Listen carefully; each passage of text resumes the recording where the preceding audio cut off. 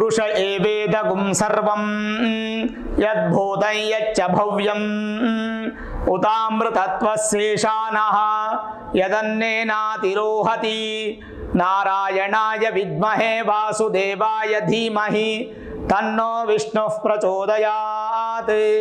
ஸ்ரீ குருப்யோ நமஹ. ஹரிஹி ஓம். அன்பார்ந்த எல்லோருக்கும் ஆன்மீக இனிய வணக்கம். பிப்ரவரி மாதத்தில் ரிஷபராசிக்காரங்களுக்கு எப்படி இருக்கு? இந்த ரிஷபராசிக்காரங்களுக்கு நன்மை இருக்கா, கெடுதல் இருக்கா, எல்லாமே நம்ம இந்த வீடியோவில் நம்ம பார்க்கலாங்க. முக்கியமாக பார்த்தீங்கன்னா இந்த கிரகத்தோட செயல்படி எப்படி இருக்கும், எந்தெந்த கிரகம் எப்பப்போ மாறப்போகுது, இதெல்லாமே நம்ம தெரிஞ்சுக்கலாம். பிப்ரவரி 1ஆம் தேதி பார்த்தீங்கன்னா புதன் வந்து பாக்யஸ்தானத்துக்கு வரப்போறாரு. இது ரொம்ப நல்லதுங்க. ரிஷபராசிக்காரங்களுக்கு 8ஆம் இடத்துல இருக்கின்ற புதன் வந்து பிப்ரவரி 1ஆம் தேதி மாசத்துல முதல் நாளே பார்த்தீங்கன்னா பாக்கியஸ்தானத்துக்கு வரப்போகுது. இது ஒரு நன்மையான விஷயம். அதுக்கடுத்து பார்த்தீங்கன்னா பிப்ரவரி 5ஆம் தேதி ரிஷபராசிக்காரங்களுக்கு செவ்வாதோஷம். அப்போ வரைக்கும் செவ்வாதோஷம் தான். பிப்ரவரி 5ஆம் தேதி வரைக்கும் செவ்வாதோஷம். ஏன்னா உங்கள் ராசியிலிருந்து 8ஆம் இடத்துல செவ்வாய் இருக்காரு.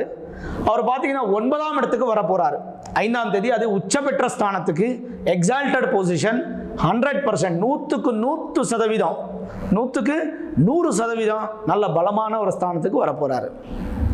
அது ஒரு பாசிட்டிவ்ங்க இந்த ரிஷபராசிக்காரங்களுக்கு. அதுக்கடுத்து பார்த்தீங்கன்னா 8ஆம் இடத்துல இருக்கக்கூடிய சுக்கிர பகவான் 11ஆம் தேதி பிப்ரவரி மாதத்தில் அவரு கூட பாக்யஸ்தானத்துக்கு வர போறாரு. ஏற்கனவே பாக்யஸ்தானத்தில் சூரிய பகவான் இருக்காரு. அதனால 11ஆம் தேதி, 12ஆம் தேதி, 13ஆம் தேதி இந்த 3 நாள் பார்த்தீங்கன்னா இந்த சதுர் கிரகம் வந்து கூட்டத்தில் இருக்கும். கூடன்னா ஒரு இடத்துல சேர்ந்துருக்கும். 4 கிரகம் வந்து ஒரு இடத்துல சேர்ந்துருக்கும். 9ஆம் இடம் பார்த்தீங்கன்னா அந்த ரிஷபராசிக்காரங்களுக்கு ஏதோ ஒரு அற்புதமான நன்மை நடக்கக்கூடிய ஒரு வாய்ப்பு இந்த மாதத்தில், அதுலேயும் அந்த 3 நாளில் இருக்குங்க. 13ஆம் தேதி வந்து சூரிய பகவான் வந்து கும்பராசிக்கு வந்துடுறாரு. அதாவது 10ஆம் இடத்துக்கு, ரிஷபராசிக்காரங்களுக்கு 10ஆம் இடத்துக்கு வந்துடுறாரு. 19ஆம் தேதி புதனும் 10ஆம் இடத்துக்கு வந்துடுறாரு. புதன் வந்து 10ஆம் இடத்துக்கு வந்தப்ப புதாதித்ய யோகம் என்கின்ற ஒரு யோகம் வந்து உற்பத்தி ஆக போகுது. ரிஷபராசிக்காரங்களுக்கு 10ஆம் இடத்துல கர்மஸ்தானத்திலே சனி பகவான் இருக்கிறதுனால சனினால எந்த பிரச்சனையும் கிடையாது. மேற்கொண்டு பார்த்தீங்கன்னா 5ஆம் இடத்துல கேதுவும், 11ஆம் இடத்துல வந்து பார்த்தீங்கன்னா ராகுவும் இருக்கிறது. ஒரு அற்புதமான ஒரு யோகம். ஆனால் 12ஆம் இடத்துல இருக்கக்கூடிய குருனால உங்களுக்கு அபிவிருத்தி கம்மி இருந்தாலும், உங்கள் ராசியிலிருந்து 12ஆம் இடத்துல இருந்தாலும் குரு நல்ல பலமான ஸ்தானத்தில், வலுவான ஸ்தானத்தில், மேஷ ராசியில் செவ்வாயோட வீட்டில் இருக்கிறதுனால அது நன்மை கொடுக்கக்கூடிய ஒரு ஸ்தானம் தான் நம்ம வந்து தெரிஞ்சுக்கணும். சரி, அப்படின்னு நல்லா இல்லை என்ன என்ன என்னெல்லாமே நல்லா இருக்குன்னு பார்த்துட்டீங்க. எது நல்லா இல்லைன்னால சூரிய பகவான் நல்லா இல்லை. அதுக்கு வேண்டிய பரிகாரத்தை நம்ம கொடுத்துக்கலாங்க, ஒரு பிரச்சனையும் கிடையாது. 9ஆம் தேதி பார்த்தீங்கன்னா அமாவாசை, 24ஆம் தேதி பார்த்தீங்கன்னா பௌர்ணமி, வியாச பௌர்ணமி, 15ஆம் தேதி சஷ்டி, ரொம்ப நல்ல விசேஷமான நாள், 16ஆம் தேதி ரதசப்தமி, சூரிய ஜெயந்தின்னு சொல்லலாம். சரி, அப்படின்னா எப்படி இருக்க போகுது? 9ஆம் இடத்துல இந்த கிரகங்கள் வர்றதுனால என்னென்ன பலன்? செவ்வாய் பார்த்தீங்கன்னா ரிஷபராசிக்காரங்களுக்கு 12ஆம் இடத்துக்கு அதிபதி, 7ஆம் இடத்துக்கு அதிபதி. 7ஆம் இடம்னா கல்யாண ஸ்தானம், விவாகஸ்தானம், பார்ட்னர்ஷிப் பிஸ்னஸ். 12ஆம் இடம் வந்து அயன சயன போகஸ்தானம், விதேசி ஸ்தானம், அதாவது வெளிநாட்டுக்கு போகக்கூடிய ஸ்தானம். அது இல்லாமல் நஷ்டஸ்தானம், வியஸ்தானம், அதாவது நம்ம வந்து எல்லாமே வீணாக்கிற ஸ்தானம்னு சொல்லுவோம். இந்த 12க்கு அதிபதி, 7ஆமத்துக்கு அதிபதியான செவ்வாய் பகவான் பார்த்தீங்கன்னா 9ஆம் இடத்துக்கு உச்ச பெற்ற ஸ்தானத்துக்கு வராதனால என்ன பலன் என்கின்றது நம்ம பார்க்கலாங்க. பாக்ய பிரபாவ குரு தர்ம தபசுபானி சஞ்சிந்த ஏன்ன மம தேவ புரோஹிதாபியாம் என்கின்ற ஒரு ஸ்லோகத்தை சொல்லுது. செவ்வாய் வந்து பார்த்தீங்கன்னா 9ஆம் இடத்துக்கு வந்துட்டார்னா தர்மே அகவான் என்கின்ற ஸ்லோகம் பிரகாரம் செவ்வாய் வந்து நல்ல ஸ்தானத்தில் இருக்கிறதுனால, உச்ச பெற்ற ஸ்தானத்தில் இருக்கிறதுனால வேண்டிய எல்லா பலன்களும் உங்களுக்கு கிடைக்க போகுது. நல்ல குழந்தைங்க, குழந்தைனால நல்ல பேரு புகழ் கிடைக்க போகுது. உங்கள் குழந்தைங்க நல்ல அபிவிருத்தி ஆக போவாங்க. அது இல்லாமல் பார்த்தீங்கன்னா சந்தானம் வந்து நல்லா அபிவிருத்தி இருக்குது. சந்தானத்துக்கு யாராவது பிளான் பண்ணிட்டு இருந்த தம்பதிங்க வந்து நீங்கள் முன்னால் போகலாம், அது நல்லது. அப்புறம் இந்த மிஷினரிஸ் வேலை பண்ணுறவங்க, எலக்ட்ரிக் அண்ட் எலக்ட்ரானிக் வேலை செய்கிறவங்க, கரண்ட் ரிலேட்டடாக எந்த வேலை செஞ்சாலும் அந்த வேலையிலலாம் பிஸ்னஸ் உத்தியோகம் ரெண்டுமே நல்லா இருக்குங்க. அதுக்கடுத்து பார்த்தீங்கன்னா பூமிக்கு அதிபதியான செவ்வாய் வந்து பாக்கியத்துக்கு வராருன்னா பூமி, அப்புறம் இந்த கோல்டு பிஸ்னஸ் பண்ணுறவங்க, அப்புறம் இந்த ரூட்டீன் பிஸ்னஸ் பண்ணுறவங்க, இந்த மாதிரி எல்லாம் ரொம்ப நல்லா இருக்கும்னு சொல்லலாம். அது இல்லாமல் பார்த்தீங்கன்னா சில பிரச்சனைகள் கூட வரலாம். அதாவது உங்கள் மேலே நிறைய பேர் திருஷ்டி போடலாம், சின்ன சின்ன விஷயத்துக்கு உங்ககிட்ட சண்டை போடலாம். ஆனால் எல்லாமே எதுவுமே நீங்கள் தலைக்கு ஏற்றிக்க மாட்டீங்க. நீங்கள் பேலன்ஸாக இருப்பீங்க. நீங்கள் நல்ல பலமான ஒரு ஸ்தானத்தில் இருக்கக்கூடிய ஒரு அபிவிருத்தின்றது உங்களுக்கு கிடைக்க போகுது. அதாவது இந்த தாமச கிரகம் ராஜச கிரகம்னு சொல்லி சொல்லுவோம். யாரை? செவ்வாய். சாத்விகம் கிடையாது. அதாவது நல்ல சும்மா சுகமாக இருக்கக்கூடிய கிரகம் கிடையாது. நல்ல பௌருஷமான தைரியமான சௌரியமான கிரகன்றதுனால உங்களுக்கு சாதாரணமே இந்த கோவம் எல்லாம் நிறைய வரக்கூடிய வாய்ப்புகள் இருக்குது. அதெல்லாமே பேலன்ஸ் பண்ணுங்கள். ஏதாவது வீடு கட்டணுன்னா நல்ல சமயம் ஆரம்பிங்க. இந்த பிப்ரவரி மாதத்தில் வீடு கட்டணுன்னா ஆரம்பிங்க. பூமி வாங்கணுன்னா, ஏதாவது ஒரு நிலம் வாங்கணுன்னா வாங்கி ரெஜிஸ்டர் பண்ணிக்கோங்க.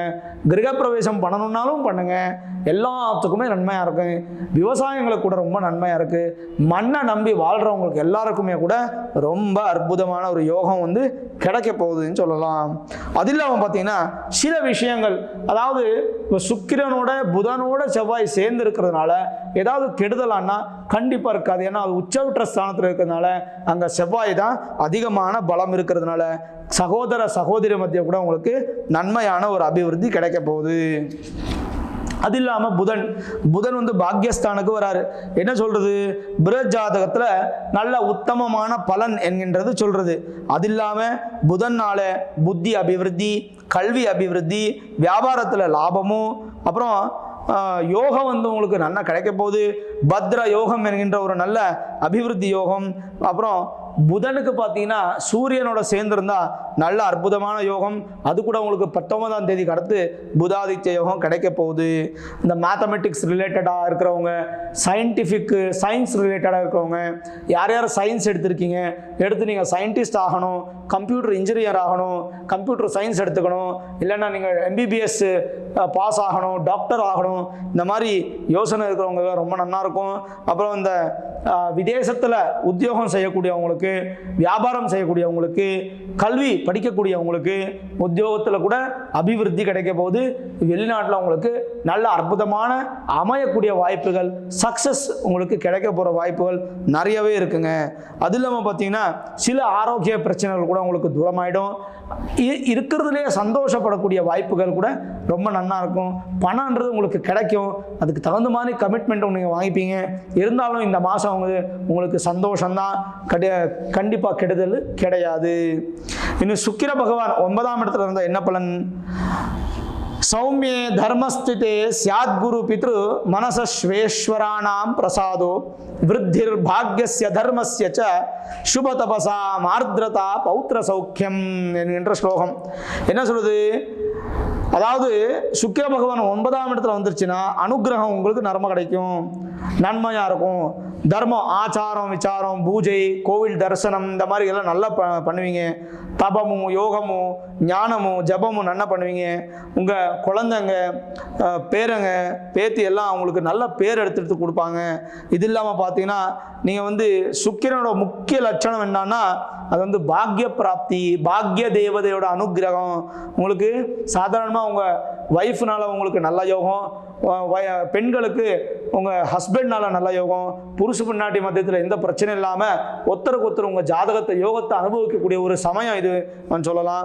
அது இல்லாமல் நீங்கள் ஏதாவது அம்மாவோட ஆசீர்வாதம், தங்கையோட ஒரு காதல், அப்புறம் அக்காவோட காதல் ஆசீர்வாதம், அப்புறம் உங்கள் மனைவியோட ஒரு காதல் நம்பலாம், இல்லைன்னா உங்கள் பொண்ணோட ஒரு காதல், இந்த மாதிரி காதல்னா ஒரு லவ் அண்ட் அஃபெக்ஷன்ன்றது உங்கள் பேரில் நிறையா இருக்குங்க. அதான் உங்களை ரொம்ப பிடிப்பாக எடுத்துப்பாங்க. நீங்கள் வந்து எல்லாருக்குமே நல்லா சந்தோஷமாக இருப்பீங்க, எல்லாருக்கிட்டும் நல்லா பேசுவீங்க, சிரிச்ச முகமாக இருப்பீங்க. இது எல்லாமே ரிஷபராசிக்காரங்களுக்கு இந்த மாதத்தில் கிடைக்க போகுது. அது இல்லாமல் பாக்கியத்தில் வந்து நம்ம ராசிக்கு அதிபதியான சுக்கிர பகவான், 6ஆம் இடத்துக்கு அதிபதியான சுக்கிர பகவான் வந்து பாக்யஸ்தானத்தில் மித்ரனோட வீட்டில் இருக்கிறதுனால, ஃப்ரெண்ட் ஹவுஸில் இருக்கிறதுனால நல்ல ஃப்ரெண்ட்ஷிப் எல்லாம் உங்களுக்கு ரொம்ப நன்னா இருக்கும். அது இல்லாமல் பார்த்தீங்கன்னா ஏதாவது நீங்கள் ஒரு நல்ல வேலை செய்யணும், புதுசாக ஏதாவது ஆரம்பிக்கணும்னா இதுதாங்க சரியான சமயம். அதுக்கு வேண்டியவா உங்கள் மூல ஜாதகம் இருக்கு இல்லையா, நீங்கள் பிறந்தப்ப இருக்கக்கூடிய இந்த மூல ஜாதகம், மூலக்கட்டை, ராசிக்கட்டை, லக்னக்கட்டைன்னு சொல்லுவாங்களே, அது வந்து நல்ல ஜோதிடர்கிட்ட காமிச்சுக்கோங்க. நல்ல வேதிக் அஸ்ட்ராலஜி, ஹையர் அஸ்ட்ராலஜி ப்ரெடிக்ஷன் பண்ணக்கூடிய நல்ல ஜோதிடர்கிட்ட காமிச்சு வேண்டிய சின்ன சின்ன பரிகாரத்தை நீங்கள் பண்ணிட்டீங்கன்னா கண்டிப்பாக பிப்ரவரி மாதன்றது உங்களுக்கு ரொம்ப நன்மையான ஒரு அறுதலான அபிவிருத்தி உங்களுக்கு கிடைக்க போகுது. அதுக்கடுத்து பார்த்தீங்கன்னா சனி பகவான் வந்து 10ஆம் இடத்துல இருக்காரு. உத்தியோகத்தில் எந்த பிரச்சனையும் இருக்காது. மேற்கொண்டு கல்வியில் எதுவும் பிரச்சனை இல்லைன்னு சொன்னேன். உத்தியோகத்தில் கண்டிப்பாக உங்களுக்கு அபிவிருத்தி இருக்குது, ப்ரமோஷன் கிடைக்கக்கூடிய வாய்ப்புகள் நிறைய இருக்குது. மேலதிகாரங்களோட ஒரு கண்ணுக்கு நீங்கள் விடுவீங்க, அது நல்ல பாசிட்டிவாக விடுவீங்க. அதனால் கூட உங்களுக்கு நல்ல பிரச்சனை எதுவுமே இல்லாமல் அபிவிருத்தி உங்களுக்கு கிடைக்க போகுது. ஜென்ரலைஸாக எப்படி இருக்குன்னு பார்த்துடலாங்க. சுபமாக இருக்குது, வியாபாரத்தில் நல்லா இருக்குது, விவசாயங்களுக்கு அபிவிருத்தி ஆகக்கூடிய வாய்ப்புகள் இருக்குது, பார்ட்னர்ஷிப் பிஸ்னஸில் சக்ஸஸ் இருக்குங்க. ஷேர் பிஸ்னஸில் ஏதாவது ஷேர் ஹோல்டர்ஸ் இருந்தீங்கன்னா ஷேர் பிஸ்னஸில் உங்களுக்கு சக்ஸஸ் என்கின்றது கிடைக்க போகுது. அது இல்லாமல் குடும்பத்தில் சந்தோஷமான ஒரு சந்தர்ப்பம், வெளிநாட்டுக்கு போகிற விஷயத்தில் உங்களுக்கு வந்து சக்ஸஸ் இருக்குது. நிறைய செலவு நிறைய பண்ணுவீங்க. இந்த புண்ணிய கஷேத்திரத்தை நல்லா தரிசனம் பண்ணுவீங்க. மனசுக்கு ரொம்ப சந்தோஷமாக இருப்பீங்க இந்த வருஷம். அதுலேயும் இந்த மாதம் வந்து இன்னும் விசேஷமாக இருக்குங்க. பிப்ரவரி மாதத்தில் சில தானம் வந்து செய்கிறது ரொம்ப நல்லது. அதாவது கொடையை வந்து தானம் பண்ணுறது, பால் வந்து தானம் பண்ணுறது ரொம்ப நல்லது. யாருக்கு தானம் பண்ணணும்னா, யாருக்கு இந்த தானம் வேணுமோ, யாருக்கு பசி இருக்கோ அவங்களுக்கு சாப்பாடு போடணும். நல்ல வயிறு ரொம்ப இருக்கிறவங்களுக்கு சாப்பாடு போடுறது நல்லது கிடையாது. இந்த கல்யாண விஷயத்தில் நல்ல சக்ஸஸ் இருக்குது. ஆற்றுல வந்து நல்ல சுபகாரியம் நடக்கக்கூடிய வாய்ப்புகள் இருக்குது. உங்கள் ஃப்ரெண்ட்ஸ்னால உங்களுக்கு சப்போர்ட் கிடைக்கும். வாகனத்தில் கூட நல்ல யோகம், நூதன வாகனம் வாங்கக்கூடிய யோகமும் உங்களுக்கு இந்த மாதத்தில் இருக்குது. ஓராக பார்த்தீங்கன்னா ரிஷபராசிக்காரங்களுக்கு இந்த மாதத்தில் வந்து நன்மை தான் இருக்குது, கெடுதல் கிடையாது. இருந்தாலும் முடிஞ்ச அளவுக்கு இந்த பாலும் இந்த கொடையும் தானம் பண்ணுங்கள். யாருக்கு இல்லையோ அவங்களுக்கு தானம் பண்ணுங்க. அது இல்லாமல் வேறு எந்த பரிகாரமும் தேவையில்லைங்க. பார்த்தீங்க இல்லையா இந்த வீடியோ இஷ்டமாக இருந்துச்சுன்னா லைக் பண்ணுங்கள், ஷேர் பண்ணுங்கள். முக்கியமாக நம்ம சேனலை சப்ஸ்கிரைப் பண்ணிக்கோங்க, பெல் ஐக்கானை ப்ரெஸ் பண்ணுங்கள்.